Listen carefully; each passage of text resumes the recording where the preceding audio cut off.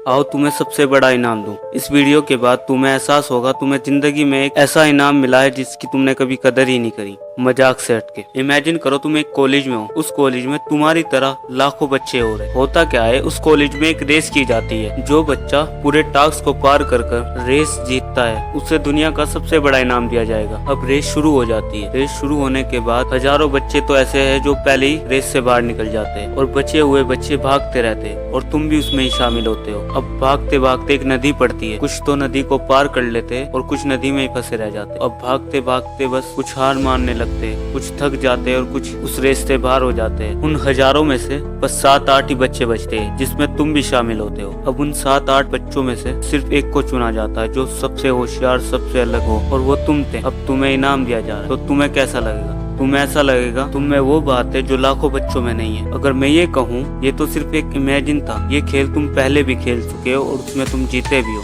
तो तुम्हारा रिएक्शन कैसा होगा? तुम्हें याद नहीं, लेकिन तुम्हें मैं याद दिलाता हूँ। ये बात है तुम्हारे दुनिया में आने से 9 महीने पहले की।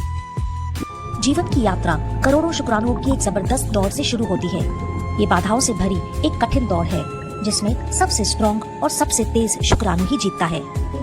इनमें से लाखों योनि से बाहर गिर जाते हैं या योनि के एसिडिक वातावरण में खत्म हो जाते हैं, लेकिन कई शुक्राणु सर्विक्स में मौजूद म्यूकस में फंस जाते हैं और कई सर्विक्स की परतों में अटक कर दौड़ से बाहर हो जाते हैं।